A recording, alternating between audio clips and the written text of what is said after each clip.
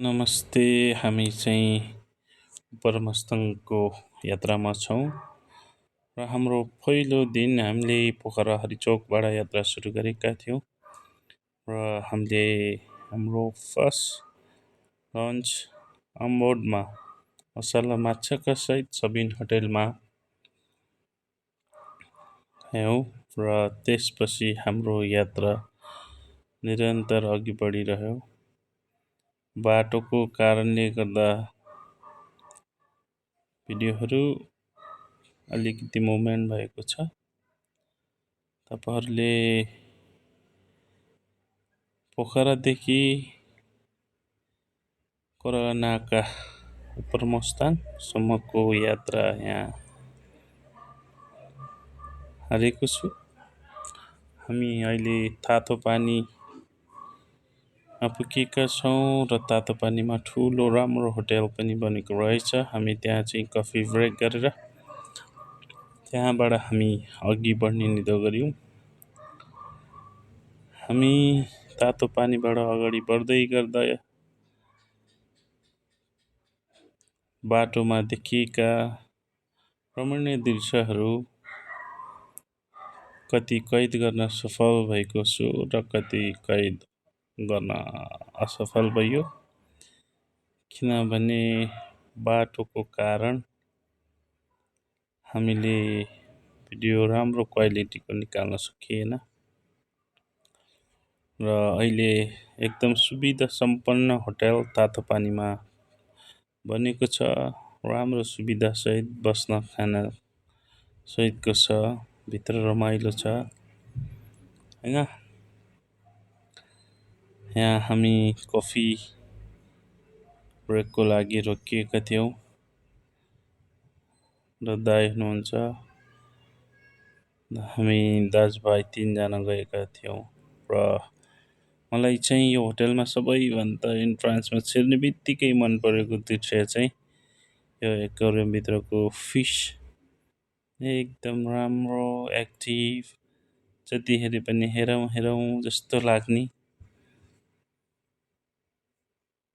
म केही बेर यही एक्वेरियम हेरेर बसेँ र त्यसपछि हामी कफी खाएर एकछिन गफ गर्दै यो होटेलको आर्किटेक्ट हेर्नुहोस् त कति राम्रो छ। मलाई एकदम मन पर्यो आर्किटेक्ट गरेको यो जुन काठको वुडन छ त्यहाँबाट माथि देख्ने दृश्य। हाम्रो तर त्यहाँबाट अघि बढ्यो र हामी केही बेरपछि रूपसे झरनामा पुग्यौँ र रूपसे झरनामा हामी केही समय चाहिँ त्यहाँ रोकियो। त्यहाँ बस्ने दृश्य हेर्ने क्रममा अचम्मको दृश्य के देखियो भने अहिले उपरमुस्ताङ र मुस्ताङ मुक्तिनाथ जाने पर्यटक मध्येमा सबैभन्दा धेरै हाम्रो मित्र राष्ट्र भारतबाट आउने हाम्रो पर्यटकहरू हुनुहुँदो रहेछ। यो बेला खासै अफ सिजन पनि होला, त्यही भएर हामीले नेपाली साथीभाइहरू खासै देखेनौँ। धेरै हामीले मित्र राष्ट्र भारतका पर्यटकहरू देख्यौँ। हामी रूपसे झरनामा एकछिन दृश्य हेरेर अघि बढ्यौँ र हामी तपाईहरुलाई यो निरन्तर अघि बढेको चाहिँ तपाईहरुलाई सुन्दर यो प्राकृतिक दृश्य हो, जहाँ छुट्टै किसिमको आनन्द लिन सक्नुहुनेछ है।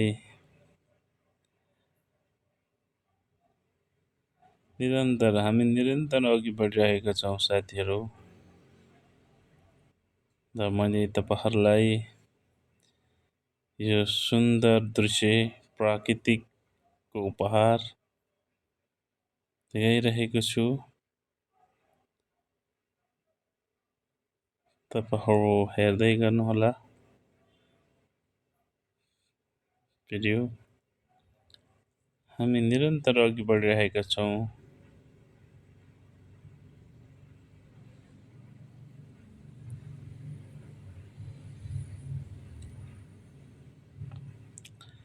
रमाइलो छ दृश्य।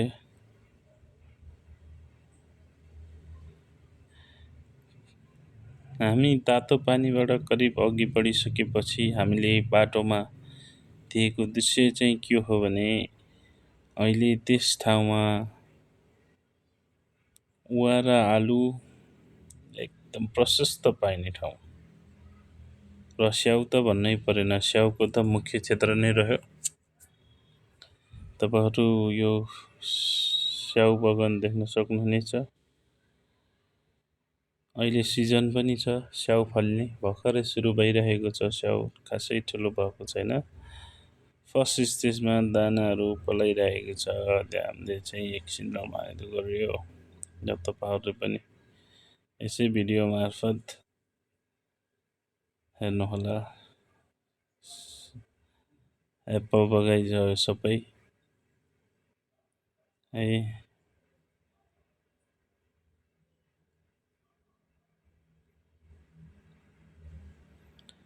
हामी निरन्तर अघि बढिरहेका छौँ। हाम्रो यात्रा अप्पर मुस्ताङसम्म रहनेछ र हामी 3 रात 4 दिन बस्नेछौँ मुस्ताङ जिल्लामा।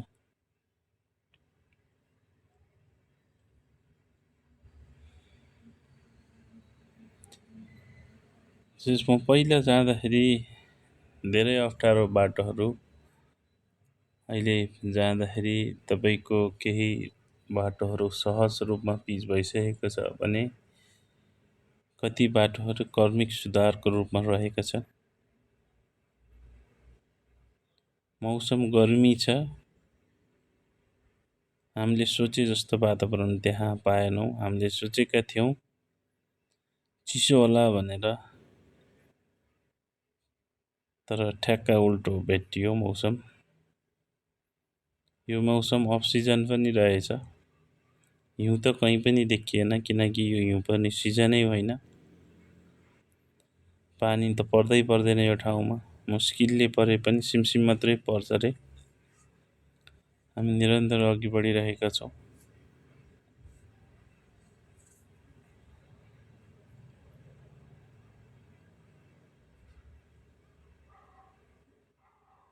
हाम्रो पहिलो दिनको यात्रा पोखरा हुँदै हामी बेनी, बागलुङ, तातो पानी, घना दाना हुँदै जुमसोङ र जुमसोङबाट हाम्रो यात्रा हुनेछ डुम्बा लेक र हाम्रो पहिलो स्टे हुनेछ आज कागबेनीमा। हामी प्लानको सहित अगाडि बढिरहेका छौँ। मौसम खुलेको छ, रमाइलो छ, घमाइलो छ, गर्मी पनि छ। तैपनि हामी आफ्नो गन्तव्यमा अगाडि बढिरहेका छौँ। गर्मी त आफ्नो ठाउँमा छँदैछ, तर प्राकृतिकले दिएको यो सुन्दर दृश्य अवलोकन गर्न पाउँदा गर्मीलाई बिर्सिएर आनन्द फिल गरेका छौँ।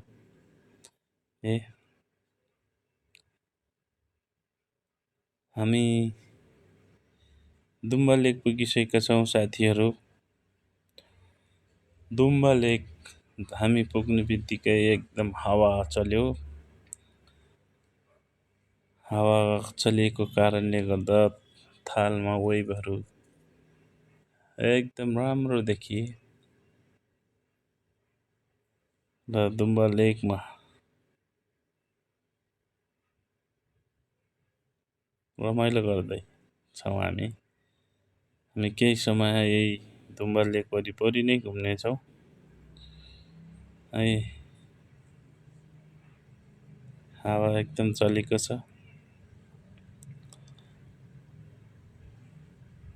र हामी दुम्बा लेकबाट त्यसको फेरि भित्रै एकछिन घुमेर, उहाँ मेरो दाजु हुनुहुन्छ,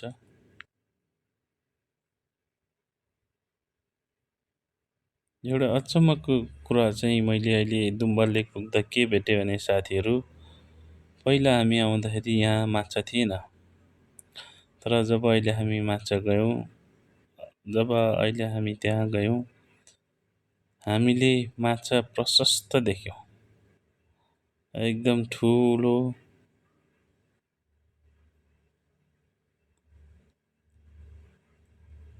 ठुल्ठुलो माछाहरू छेउछेउमा खानाको लागि आइरहेको पनि हामीले देखेका थियौँ। र यहाँ एउटा बस्ने पार्क पनि निर्माण भएको छ। पहिला हामी जाँदा थिएन र अहिले चाहिँ जस राम्रो अपग्रेड भएको छ। हामी गयौँ तर अफ सिजनमा। यसमा अहिले हिउँ पर्ने बेलामा भएको भए कति आनन्द, कति सुन्दर, कति चिसो हुन्थ्यो होला होइन साथीहरू। तपाईँहरूले पनि अड्कल गर्न सक्नुहुनेछ कपडाबाट, किनभने गर्मी छ त्यहाँ। हेर्नुहोस् न कति राम्रो हावा चलेछ। गीतै छ नि 12 बजे हावा सर जुङसुङको बजार भन्ने, त्यही गीतको याद आयो जब हावा चलेको थियो। हामी केही बेर यहाँ रमाइलो गर्दै एकछिन फोटो भिडियोहरू लियो र तपाईँहरूलाई यो सुन्दर दृश्य दुम्बा लेकको देखाउँदैछु। र दुम्बा लेकमा तालको पानी हामी जाँदा हरियो देख्यौँ। पहिला हामीले निलो थियो, अहिले चाहिँ कस्तो हरियो देख्दाखेरि चाहिँ एकदम आनन्द लाग्यो कि छुट्टै महसुस हुँदो रहेछ पानी हरियो देख्दा पनि। हेर्नुहोस् न है, हेर्नुहोस् त कस्तो हरियो छ, हावा सरर छ। छेउछाउको रुख बिरुवाहरू आफ्नै धुनमा आफ्नै स्टाइलमा नाचिरहेका छन्। हामी दुम्बा लेकबाट फर्क्यौँ। यो तपाईँलाई थिमी देखाउँदैछौँ। हामी दुम्बा लेकबाट फर्किसकेपछि हाम्रो यात्रा अब कागबेनीसम्म रहनेछ। यो दृश्य तपाईँहरूलाई कागबेनी जाने बाटोको बिचको दृश्यहरू देखाइरहेको छु। र आज हाम्रो फर्स्ट नाइट स्टे कागबेनीमै हुनेछ।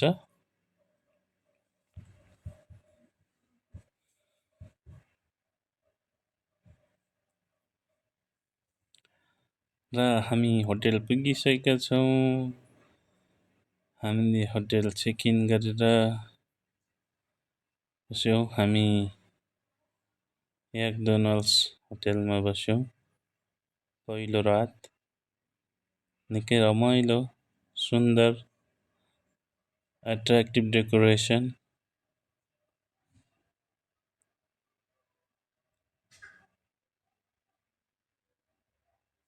र हामी पुनः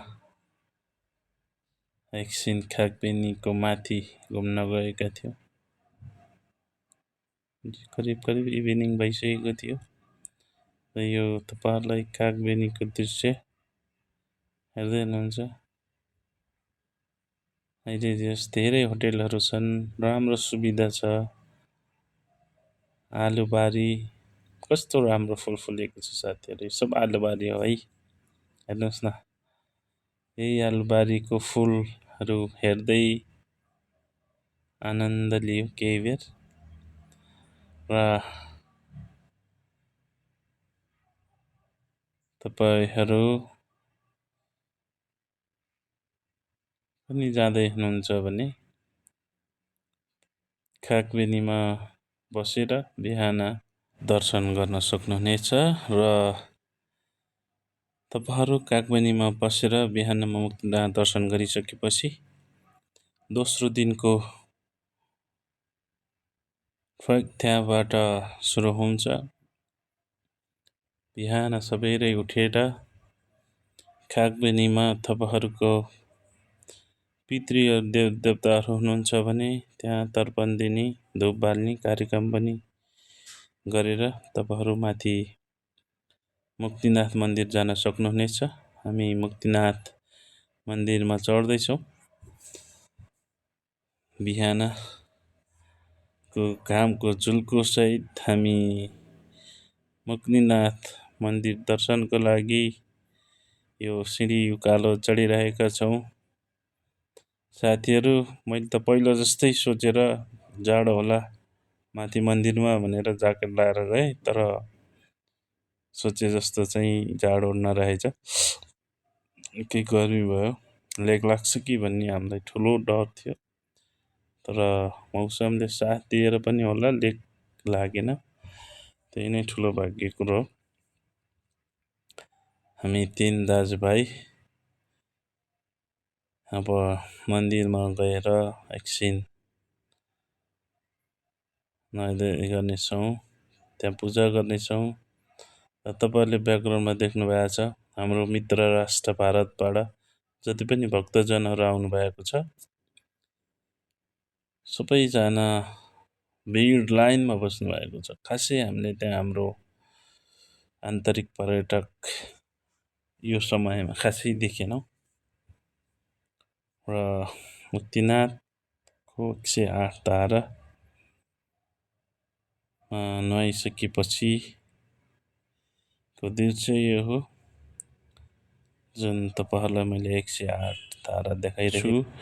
र तपाईँहरू पनि जाँदै हुनुहुन्छ भने यो समयमा एकदम राम्रो छ। धन्यवाद।